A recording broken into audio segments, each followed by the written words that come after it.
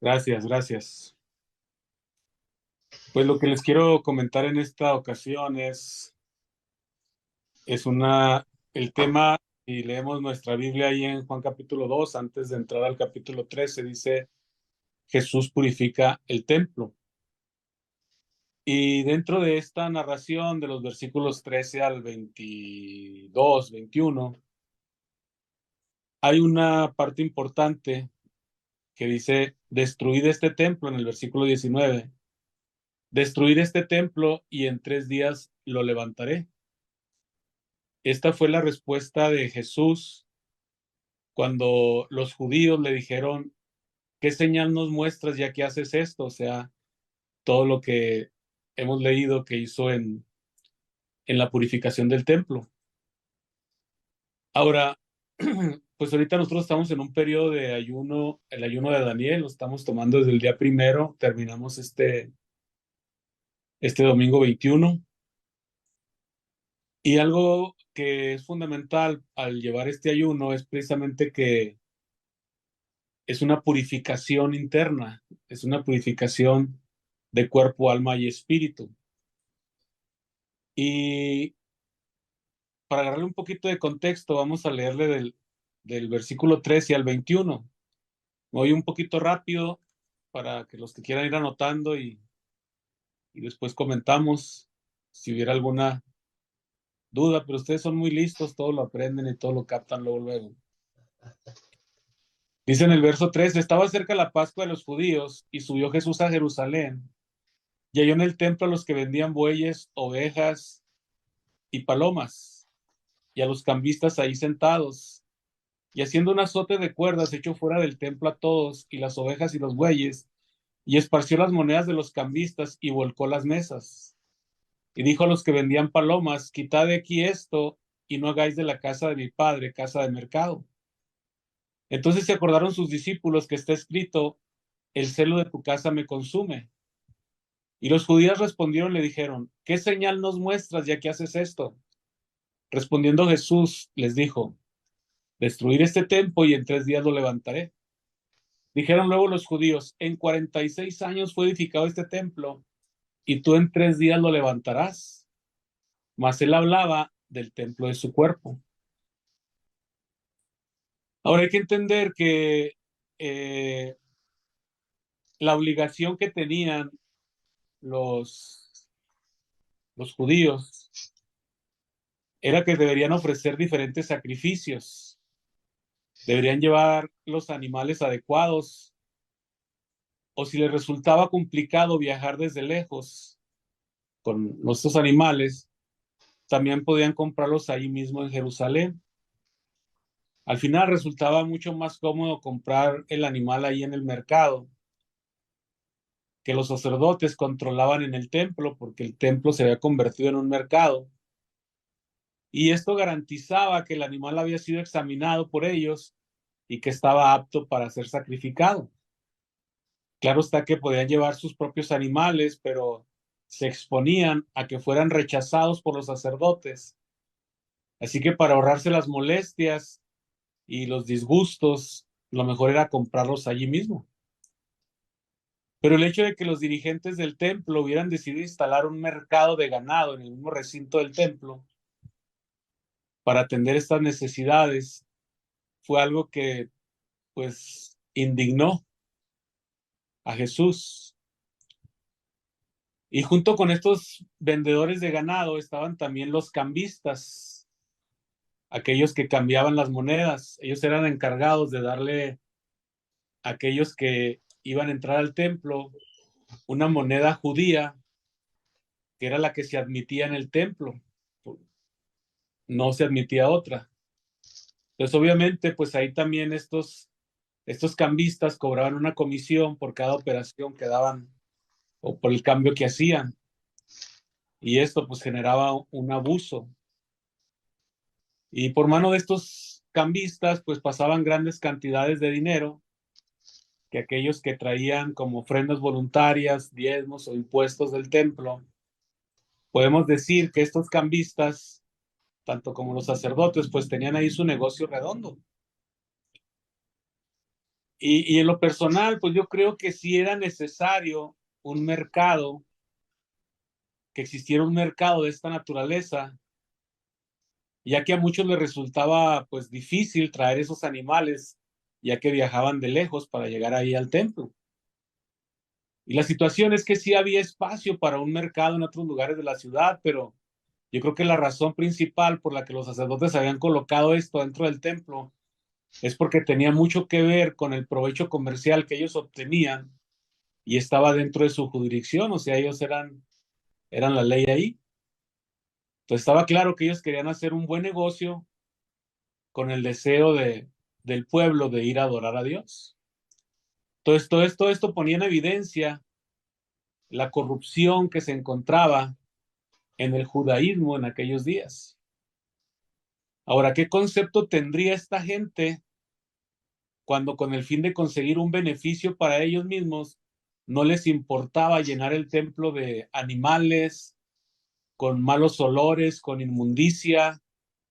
¿Cómo ha de haber olido aquel lugar, el cual era el templo? Entonces, yo creo que la impresión de Jesús cuando entró a este lugar era la casa de su padre, como le llamamos ahorita. Se encontró que la habían convertido en un mercado donde ganaderos y peregrinos pues discutían acerca de los precios. Imagínense ahí rebatiendo que les dieran una oveja, un buey, una paloma más baratas para poder ofrecerlas en sacrificio. Nada que ver con lo que originalmente se había demandado al pueblo.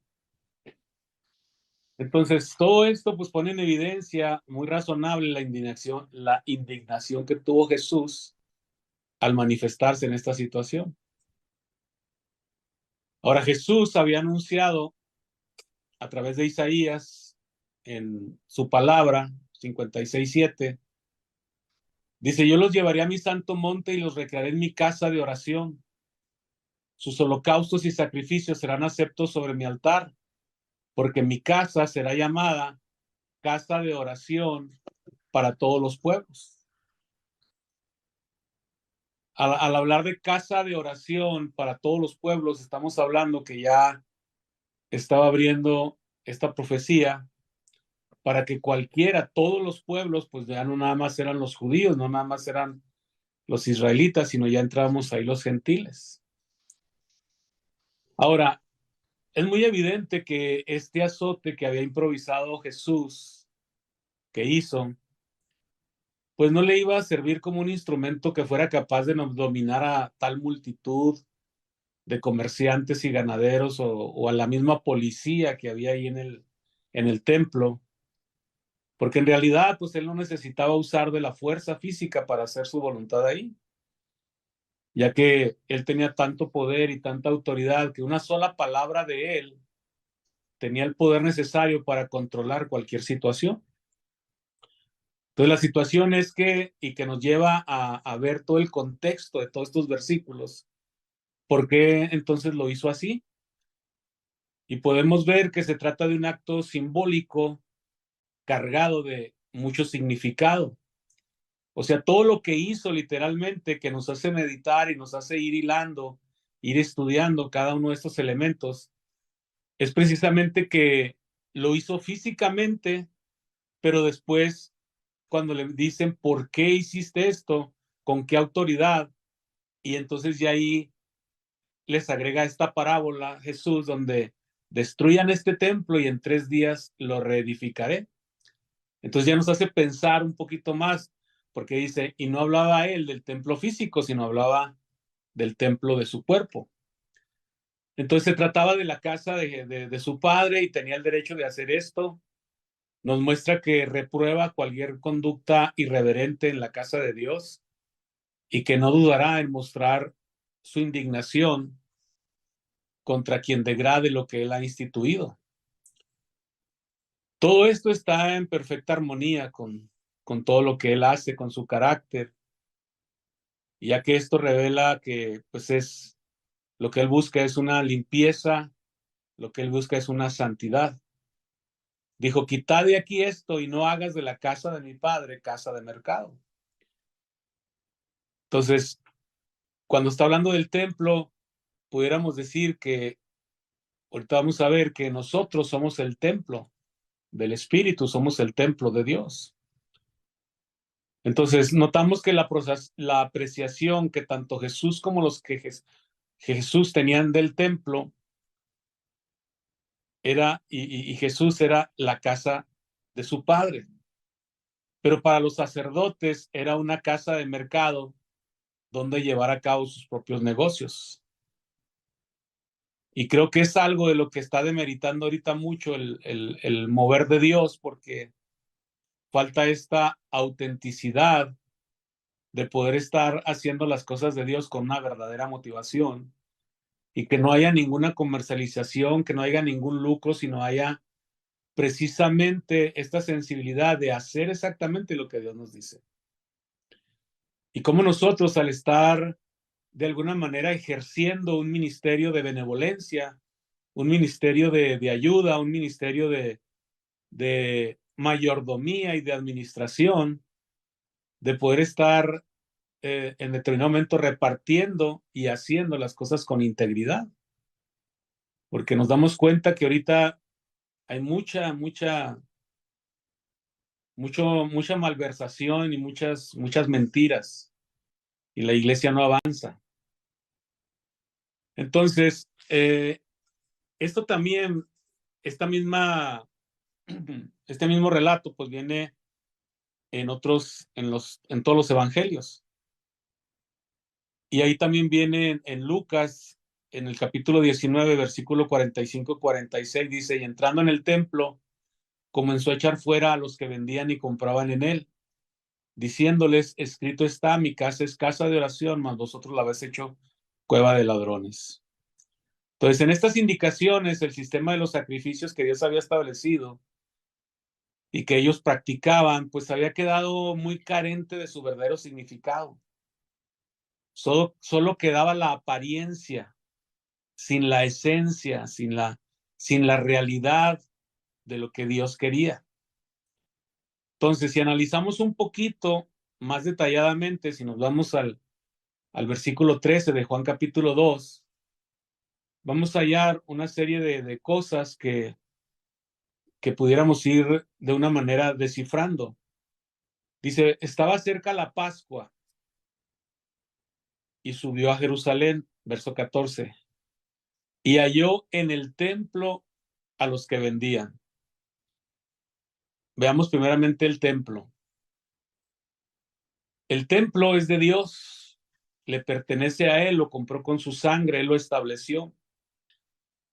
En 1 Corintios capítulo 6, versículo 19, para poder ponerle un contexto bíblico, dice en el 1 Corintios 6, 19, ¿o ignoras que tu cuerpo es templo del Espíritu Santo, el cual está en vosotros, el cual tenéis de Dios y que no sois vuestro? O sea, en sí el cuerpo de Cristo, pues el templo, la iglesia es de Dios. Entonces, nosotros no nos pertenecemos a nosotros mismos. Y luego viene los bueyes. Número 2. El templo, los que vendían y los bueyes. En Proverbios capítulo 14, versículo 4, dice que sin bueyes el granero está vacío, mas por la fuerza del buey hay abundancia de pan. Entonces el buey representa nuestra fuerza o nuestra propia fuerza. Y aquí representa dejar de lado nuestra propia fuerza porque tenemos que encontrar esa conexión donde todo es en Él, por Él y para Él. Si vemos un poquito más atrás en la fuerza, si recuerdan cuando el sacerdote tenía que entrar al lugar santísimo, no podía tener sudor, no podía tener nada de él, tenía que ir con una vestidura real, una vestidura especial, ni siquiera para generar un poquito de sudor, algo que fuera considerado de él, sino tenía que ser totalmente de Dios. Y aquella persona, aquel sacerdote entraba y entraba con una soga amarrada a la cintura, con unas campanitas, y que las personas o los otros sacerdotes que estaban afuera estaban escuchando cada vez que caminaba, está vivo. caminaba y estaba vivo, se oían las campanitas, entraba al lugar santísimo. Si se dejaban de escuchar las campanitas es que había sudor, había algo de él, había algo que no podía soportar la presencia de Dios y caía muerto. Y entonces era arrastrado con la soga para afuera porque era algo que a Dios no le agradaba. Entonces aquí el buey que representa nuestra fuerza, vemos en Colosenses capítulo 1, versículo 15, dice, él es la imagen del Dios invisible, el primogénito de toda creación, porque en él fueron creadas todas las cosas, las que hay en los cielos, las que hay en la tierra, visibles e invisibles, sean tronos, dominios, principados, potestades, todo fue creado por medio de él y para él. Y él es antes de todas las cosas y todas las cosas en él subsisten. Y él es la cabeza del cuerpo, que es la iglesia, el que es el principio, el primogénito de entre los muertos, para que todo, para que en todo tenga la preeminencia. Entonces, acabamos de venir de una reunión que tuvimos ahí con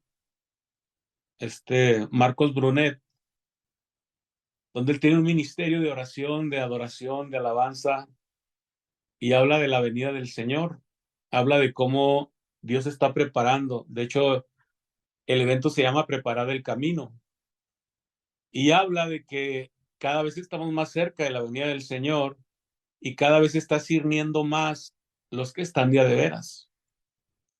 Entonces, todos aquellos que en determinado momento no tengamos la preeminencia, no tengamos a Jesús como preeminentes, todos aquellos que, no sé si recuerdan cuando Jaime nos decía que los cristianos éramos muy buenos para andar en la ley del péndulo, o andábamos en un extremo o andábamos en otro, o éramos muy religiosos o éramos muy liberales, muy liberales. Si quieres agregar una hora ubicas. Entonces, como que esta reflexión es precisamente que nos centremos, que verdaderamente Jesús tenga la preeminencia, que verdaderamente la obra de Dios y que estemos haciendo lo correcto. Eso es en cuanto a los bueyes, a lo que es nosotros mismos. Pero luego pasamos a ovejas. Ovejas. ¿Quién es nuestro pastor?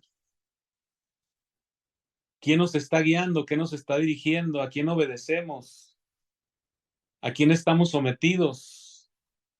El área de la sumisión y la obediencia es un tema muy importante, que pocos lo entienden. No hay cobertura como tal. Y en determinado momento precisamente hablan de que Jesús es su cabeza, que Jesús, que Dios es su autoridad, pero no es nomás que para hacer lo que creen que es, sin verdaderamente estar buscando una auténtica dirección de parte de Dios, de parte del Espíritu. Yo creo que cuando se busca eso con una honestidad, pues es temeroso de todo lo que hacemos, porque todos tiene que ser que le agrade a Dios. Y pues en la calidad de ovejas, dice el Salmo 103, reconocer que Dios, que Jehová es Dios, Él nos hizo y no nosotros a nosotros mismos, pueblo suyo somos y ovejas de su prado. Salmo 95:7 dice, nosotros el pueblo de su prado y ovejas de su mano, si oyeres, oí su voz. Salmo 23, el Señor es mi pastor, nada me faltará. Entonces, número uno, el templo, que consideremos muy bien el templo, la iglesia y nuestra vida. Número dos, los bueyes. Número tres, la oveja. Número cuatro, las palomas. Las palomas, pues todos, yo creo tenemos claro que las palomas pues simboliza la espiritualidad. Y si vemos cuando Jesús fue bautizado, que dice, descendió el Espíritu Santo sobre él en forma corporal como paloma, y la paloma pues teológicamente simboliza el Espíritu. Dice, y vino una voz del cielo que decía, tú eres mi hijo amado, en ti tengo complacencia. Yo creo que pocos pueden escuchar la voz de Dios tan audible, tan clara, si solamente consideramos estas partes de lo que Dios nos dice.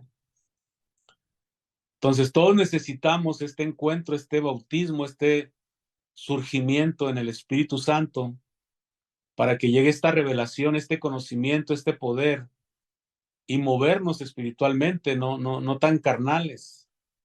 Todos necesitamos la complacencia de Dios para vivir como hijos amados. Por eso dentro de este proceso, pues, entramos en el siguiente paso. Ya son los cambistas. Y los cambistas, pues, simboliza el enfrentamiento que vamos a tener con el dinero. Y dice, ninguno puede servir a dos señores, porque aborrecerá a uno, amará al otro, y estimará al uno y menospreciará al otro. No puedes servir a Dios y a las riquezas. Timoteo nos dice que los que quieren enriquecerse caen en tentación y lazo y muchas codicias necias y dañosas que hunden a los hombres en una destrucción y perdición, porque raíz de todos los males es el amor al dinero. Dice, el cual codiciando algunos se extraviaron de la fe y fueron traspasados a muchos dolores. Entonces, como que todo esto nos hace pensar cómo la destrucción del templo, tenemos un enfrentamiento ahora con el dinero. ¿Con qué autoridad haces esto? Y Jesús les dice nuevamente, destruyan este templo y en 3 días lo reedificaré.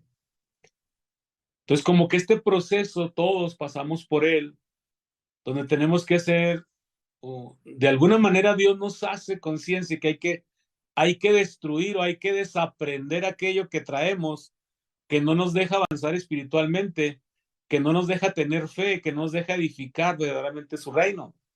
Destruyan la religión, destruyan su fuerza, porque no es en su fuerza, no es con espada ni con ejército, sino con mi Santo Espíritu. No pueden tener una espiritualidad sin que esté presente el Espíritu, sino que seamos sensibles al Espíritu Santo, sin que de alguna manera lo pongamos en alto al Espíritu Santo. Y el dinero, pues nosotros debemos de ejercer dominio sobre el dinero, no el dinero ejercer dominio sobre nosotros. Y es muy común que en la necesidad, pues muchas veces se aborten grandes proyectos que Dios tiene por la falta de este recurso. Entonces, viene el sacrificio, viene ahora el prototipo del sumergimiento en el cuerpo de Cristo, precisamente a través del sacrificio de la cruz. Es una revelación que solamente el Espíritu Santo nos puede dar, lo que conlleva todo este sacrificio, de cómo tenemos que crucificar nuestra carne, cómo tenemos que crucificar nuestras cosas, cómo todo, absolutamente todo, tiene que llevar a la cruz, tiene que destruirse, pero no en el sentido de que Dios quiera destruirnos, sino más bien quiere despertarnos a una espiritualidad, a una dimensión que tal vez, pues es que hay mucha dimensión en las cosas del espíritu, de andar por Él, en Él y para Él, y no en nosotros, o un beneficio propio para con nosotros. Entonces, yo creo que hasta que pasamos por este proceso, hasta que entendemos, destruyan este templo, o sea, destruyan esta carnalidad, esta fragilidad de este mundo, y yo lo voy a resucitar, en 3 días yo lo voy a resucitar. Pero el antecedente que nos da de cada una de estas áreas que en determinado momento son fortalezas que debemos de romper, está la clave. Una vez más, el templo, la obra de Dios, la fuerza, nuestra vida, lo que hacemos con nosotros, en nosotros, por nosotros y para nosotros, cómo nos conducimos, si somos verdaderamente como ovejas, si verdaderamente Él es nuestro pastor, si la espiritualidad es real, si es genuina, si hay esta convivencia con el Espíritu Santo, si el dinero verdaderamente es un recurso que estamos dejando que solamente sea Dios quien lo haga o lo estamos ganando con nuestro sudor. Yo creo que son cosas muy profundas que meditar y dejar precisamente que sea Dios quien esté derribando, pero a la misma vez esté levantando y resucitando.